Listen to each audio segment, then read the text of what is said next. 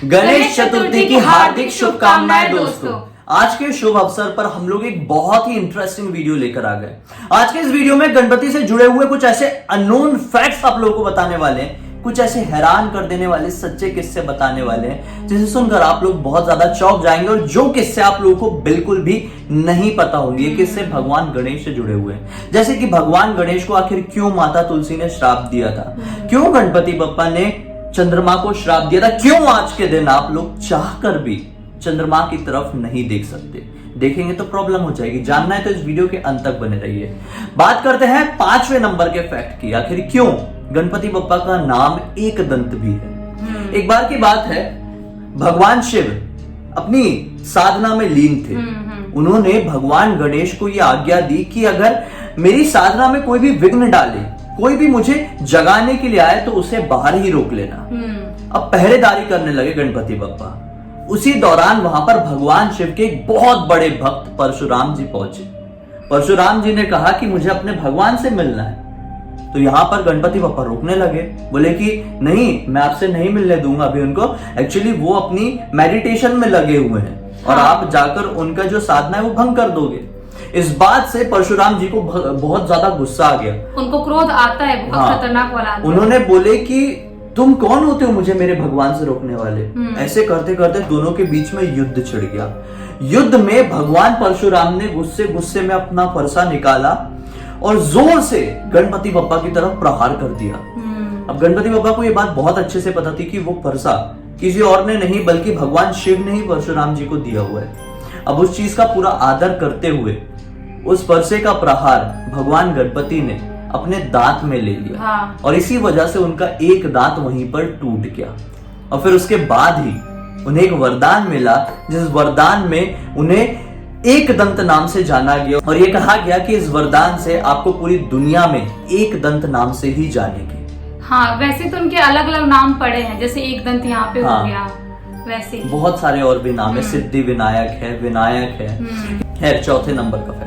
क्या दोस्तों, आप लोग ये जानते हैं कि गणपति बप्पा की पूजा सिर्फ और सिर्फ हिंदू रिलीजन में ही नहीं बल्कि बुद्धिज्म में भी की जाती है। बुद्धिज्म में गणपति बप्पा को विनायक नाम से जानते हैं और इनकी धूमधाम से पूरी श्रद्धा भक्ति के साथ चाइना, तिब्बत और जापान जैसी कंट्री में भी होती है। हाँ, मतलब जिनको नहीं पता, जिनको लगता है वो सिर्फ इंडिया में ही ऐसे सेलिब्रेट करते हैं गणपति, तो वैसा बिल्कुल भी नहीं है। इनकी बहुत ज्यादा वहां पर भी दिल से पूजा की जाती है। मतलब मैं तो हैरान हो रहा हूँ कि चाइना में भी गणपति बप्पा को मानते हैं। वही तो, मतलब चाइना अलग ही कंट्री है, उसके बारे में सोचना और मतलब वहां पे वो ये पूजा, मतलब वो भी सोचना बहुत सोचने वाली बात है। वैसे मैं बता दूं, इंडोनेशिया में भी बहुत पुराने के टाइम में, बहुत ज्यादा पुराने नहीं लेकिन थोड़े पहले के टाइम में एक 20,000 का नोट चलता था।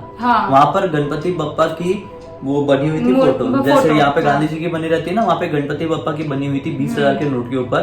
काफी समय तक चला वो नोट, लेकिन फिर किसी रीजन से वो बंद हुआ, नॉर्मल रीजन की वजह से। कोई नॉर्मल रीजन होगा, लेकिन वहाँ पे ही चलता था। मतलब यहाँ पे भी इतना ज्यादा मानते हैं। कनाडा में भी कई जगह देखोगे आप, गणपति बप्पा की कई हजारों साल मूर्तियां डिस्कवर हुई है पुरानी। इतनी पुरानी मूर्तियां वहाँ पे डिस्कवर हुई है। मतलब वहाँ पे बहुत पुराने टाइम से वहाँ पर भी मानते हैं। हाँ, वहाँ पर भी मानते, कई हजारों साल पहले से। मतलब सनातन धर्म इतना फैला हुआ है तो खुश होने वाली बात है, बहुत प्राउड फील करने वाली बात है।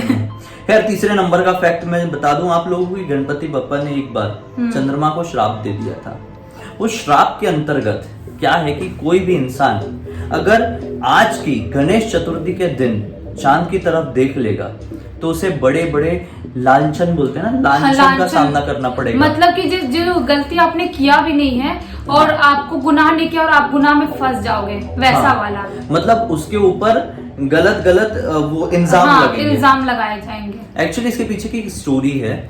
एक बार गणपति बप्पा का ना चंद्रमा मजाक उड़ाने लगे। चंद्रमा खुद को बहुत खूबसूरत समझते थे, तो गणपति बप्पा के पेट को देख के वो हंसने लगे कि इतना मोटा पेट है ये वो। इस बात से गणपति बप्पा को क्रोध आ गया और उन्होंने क्रोध में चंद्रमा को श्राप दे दिया कि तुम्हें जो अपनी इतनी खूबसूरती पर घमंड है ना, जिस दिन गणेश चतुर्थी होगी उस दिन तुम्हारे तरफ कोई देखेगा भी नहीं, और अगर देख लिया तो उसे बहुत परेशानियों का सामना करना पड़ेगा, उसे हाँ। जिंदगी भर लांछन लगता रहेगा। मतलब चंद्रमा को थोड़ा सा अपने घमंड था अपनी खूबसूरती का, बहुत टाइम, मतलब ऐसा चंद्रमा के साथ एक दो बार और हो चुका है हाँ। कि श्राप मतलब मिला है चंद्रमा खूबसूरती की वजह से, घमंड की वजह से। हाँ, अब दूसरे नंबर का फैक्ट भाई जुड़ा हुआ है कोलकाता से। मुझे नहीं मालूम कि सिर्फ कोलकाता में ही या फिर पूरी जगह भी माना जाता है, लेकिन गणपति बप्पा की एक बार शादी बनाना ट्री से भी हुई थी, केले के पेड़ से। इसके ये पीछे मुझे नहीं पता था। हाँ, एक्चुअली दुर्गा पूजा जब कोलकाता में होती है तो वहां पर गणपति की मूर्ति के सामने केले के पेड़ को साड़ी पहना के मतलब रखा जाता है, साड़ी पहना के, क्योंकि कोलकाता में ये माना जाता है कि गणपति की पत्नी है केले का पेड़। के पीछे की कहानी ऐसी है।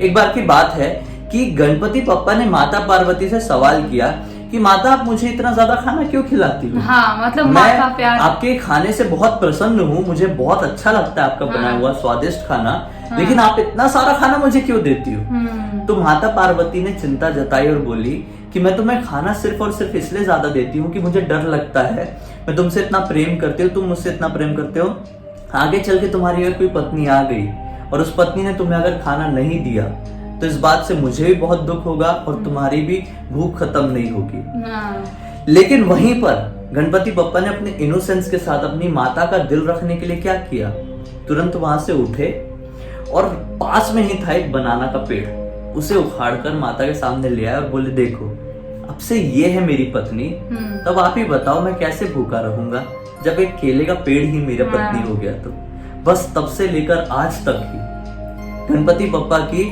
पत्नी माना जाता है केले के पेड़ को। और दुर्गा पूजा के टाइम पे और कुछ लोग गणेश पूजा के टाइम पे गणपति बप्पा के बाजू में केले के पेड़ को साड़ी पहना के विराजमान करवाते हैं, ये मतलब उनकी पत्नी के रूप में। हाँ, ये वाली स्टोरी बहुत कम लोगों को पता हाँ, है। मुझे भी नहीं पता थी ये वाली। और फिर आखिर में आती है फर्स्ट नंबर की सबसे शॉकिंग स्टोरी जो जी आप लोगों को बताएगी। एक बार की बात है जब गणपति बप्पा गंगा के किनारे तपस्या कर रहे थे और अपने मेडिटेशन में मतलब उसमें लीन थे, तो फिर वहीं से तुलसी जी वहां से गुजर रही थी और उन्होंने देखा कि मतलब गणपति वो बहुत ही अट्रैक्टिव दिख रहे थे और उनको मतलब उनसे मतलब प्यार हो गया, अट्रैक्शन हो गया, बोलते हैं कि मतलब कि बहुत यूनिक और बहुत ही खूबसूरत दिख रहे हैं। तो वो सोची कि मैं जाती हूँ और उनसे बोलती हूँ, विवाह का प्रस्ताव रखती हूँ उनके सामने। तो वो उनके साथ मत गए उनके पास और बोले कि मैं आपसे विवाह करना चाहती हूँ। तो गणपति बप्पा ने बोले कि मैं आपसे विवाह नहीं कर सकता और मैं आपसे क्या कभी किसी से विवाह कभी भी किसी से विवाह नहीं कर सकता और आपसे भी नहीं कर सकता। तो इस बात से तुलसी माता को बहुत ही ज्यादा क्रोध आ गया। उन्होंने बोली कि देख लेना, बहुत ही जल्दी तुम्हारा विवाह हो जाएगा, और वो भी एक से नहीं, दो से। हाँ, और दो की वजह से। तो फिर बाद में इन्होंने भी, गणपति बप्पा ने भी इनको श्राप दिया कि आप ना पेड़ बन जाओगे, एक पेड़ बन के रह जाओगे। हाँ, तो तब से ही माता तुलसी एक पेड़ के फॉर्म में पूरी दुनिया में। हाँ, यानी इसी रीजन से गणपति बप्पा और माता तुलसी के बीच में थोड़ा सा बैर था और वही रीजन है तब से लेकर आज तक गणपति दोनों साथ में नहीं रखते। हाँ, गणपति बप्पा की पूजा में कभी भी आपको तुलसी का उपयोग नहीं करना। हम हमारे पूजा में फूल में दिए थे, लेकिन हम लोगों ने अलग कर दिए। हाँ, अलग कर कि मतलब दोनों को साथ में नहीं रख सकते, उनको चढ़ा नहीं सकते तुलसी कभी। अगर आपने गलती से कर दिया तो आप माफी मांगिए और तुरंत तुलसी वहां से अलग कीजिए। और फिर इसी रीजन से कुछ टाइम बाद गणपति बप्पा का विवाह हुआ रिद्धि और सिद्धि से। लेकिन रिद्धि और सिद्धि से विवाह होने की भी एक लंबी कहानी है, अगर आप इंटरेस्टेड हो तो बताना, हम कल परसों के वीडियो और सब लोग सिद्धि विनायक ही को बोलते हैं। हाँ, ये भी इसके पीछे का भी एक अमेजिंग है। जबकि गणपति बप्पा की तो दो पत्नियां थी, रिद्धि और सिद्धि, लेकिन सिद्धि विनायक नाम से ही क्यों पूरी दुनिया जानती है इनको, इसके पीछे भी एक अमेजिंग कहानी हो सकती है। बहुत इंटरेस्टिंग है, बहुत। जानना चाहते हो तो आप लोग कमेंट सेक्शन में जरूर बताना। और अब तक इस वीडियो को देख लिया और इस वीडियो में कुछ भी जानकारी आप लोगों को इंटरेस्टिंग लगी है या फिर ऐसी लगी है कि हाँ यार आपने बता के बहुत अच्छा किया, तो इस वीडियो को जरूर किसी खास के साथ शेयर कर देना, साथ ही साथ लाइक भी कर देना। चैनल को सब्सक्राइब करके बेल आइकन दबा के ऑल के ऑप्शन में क्लिक करना अगर हमें पहली बार देख रहे हैं तो। अगर इंस्टाग्राम की लिंक आप लोग नहीं जानते थे तो इस वीडियो के डिस्क्रिप्शन बॉक्स में दी हुई है, क्लिक करके डायरेक्टली वहां पर पहुंच जाना। चलिए हम कल फिर से मिलते हैं एक और हैरान कर देने वाली कमाल की जानकारी के साथ। तब तक के लिए बहुत बहुत धन्यवाद। आपका दिन शुभ हो।